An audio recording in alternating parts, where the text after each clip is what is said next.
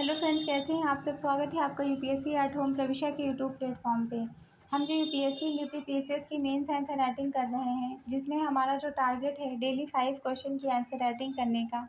उसी सीरीज़ में हमारा ये क्वेश्चन है जीएस पेपर 4 से। हमारी जो ये मेंस की सीरीज़ है वो यूपीएससी एंड यूपी पीसीएस के पीवाईक्यू के साथ साथ मॉडल क्वेश्चन पे बेस्ड है, जो कि करंट के साथ अपडेट करते हुए आप लोगों को कंप्लीट कराई जा रही है। आप लोग चाहें तो इस सीरीज़ के माध्यम से अपनी मेंस की तैयारी को और बेहतर कर सकते हैं।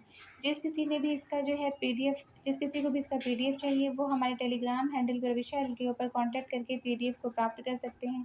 जिस किसी ने भी जो इसके पहले की वीडियो नहीं देखी है, वो हमारी प्लेलिस्ट में जाके उसको देख सकते हैं।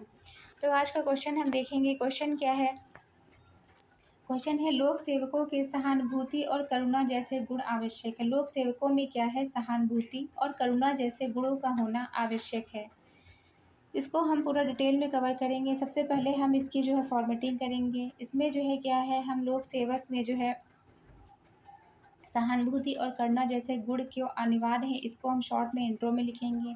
फिर क्वेश्चन की जो मेन बॉडी का पार्ट है, उसमें हम क्या लिखेंगे? सहानुभूति और करुणा जैसे गुणों की आवश्यकता क्यों है, उसको हम एक एक करके जो है डिटेल में कवर करेंगे। तो सबसे पहले हम इसका जो है इंट्रो देखेंगे। इंट्रो में हमने क्या लिखा है कि लोक सेवक सिर्फ नीति का निर्माण, नीति लागू करने वाले यंत्र नहीं, बल्कि समाज के सबसे कमज़ोर वर्गों से सीधे जुड़ने वाले नैतिक नेतृत्वकर्ता होते हैं। मतलब कि जो लोक सेवक हैं, उसमें जो है वो केवल नीतियों का जो है, मतलब आप जैसे सिलेक्ट होने के बाद जब आप पब्लिक सर्वेंट बनेंगे, तो आप केवल जो है नीतियों का जो है नीतियों का लागू करने वाले केवल यंत्र के रूप में कार्य नहीं करेंगे। आपको जो है समाज का जो सबसे अंतिम तबके का जो व्यक्ति है, जो सबसे पिछड़ा हुआ है, आप कोई भी स्कीम लेके आ रहे हैं उसको लागू, तो आपको ये देखना, वहाँ पे ध्यान रखना है कि उस जो है उस योजना से हमारी जो वो नीति है, हमारा जो मतलब लागू की जा रही है, तो उससे उस व्यक्ति का जो है कल्याण हो रहा है कि नहीं हो रहा है। इसी के संदर्भ में गांधी जी ने कहा था कि आप जो है जब आप कोई भी कार्य कर रहे हो, आप इस चीज़ को ध्यान में रख के कार्य करो कि जो समाज का जो सबसे पिछड़ा हुआ जो वर्ग है, उस व्यक्ति का जो है उस आपके उस कार्य से उस व्यक्ति का लाभ हो रहा है कि नहीं हो रहा है। उसकी जो है शक्ल आप याद करके उस कार्य को करोगे, तब आपको जो है आपका जो कार्य है वो पूरा जो है सक्सेसफुल होगा कि हमारे इस जो है कार्य से उस व्यक्ति को जो है लाभ पहुँचेगा। तो ये क्या है कि जो ये केवल एक यंत्र के रूप में कार्य नहीं करते, बल्कि समाज के सबसे कमज़ोर वर्ग से सीधे जुड़ते हैं और उनकी जो है उनके जुड़ने वाले नैतिक नेतृत्वकर्ता होते हैं। वो सीधे जुड़ते हैं, उनकी क्या-क्या समस्याएँ हैं, उससे जो है वो कनेक्ट होते हैं, उसको वहाँ पे जो है उनको फ़ील करना कि हाँ, इनके लिए जो है ये योजना जो है ये या नीति ये लाई जा रही है, तो इनके लिए जो है यहाँ पे इसका इनको लाभ मिलेगा। तो इसलिए जो है उसमें सहानुभूति और करुणा जैसे गुण होना अनिवार्य है। लोक सेवा का कार्य केवल नीतियों का क्रियान्वयन तक सीमित नहीं है, बल्कि उन्हें जनता के साथ सीधे जुड़कर संवेदनशीलता से कार्य करना होता है। इसलिए सहानुभूति जिसे हम एम्पैथी और करुणा, कंपैशन जैसे मानवीय गुण जो है अत्यंत आवश्यक होते हैं। तो ये हम जो है नेक्स्ट हम क्या देखेंगे कि सहानुभूति और करुणा जैसे गुणों की आवश्यकता क्यों है? उसको एक-एक करके देखेंगे। पहला क्या है? जनता की पीड़ा को समझना संभव होता है। इससे जो है क्या है, जब आपके अंदर करुणा जैसे आपके अंदर जो है सहानुभूति जैसे गुण हैं, तो आप क्या करोगे, आप जो है आप दूसरे को जो है कनेक्ट कर सकोगे। आप जो है जनता की जो पीड़ा है, जो उनका दुःख दर्द है, आप उनको जो है समझ सकोगे। जब समझ सकोगे तो उसी के अकॉर्डिंग जो है आप जो नीतियाँ जो बनाई गई होंगी, उनको जो है लागू करने में जो है सुचारू रूप से अपनी भूमिका निभाओगे।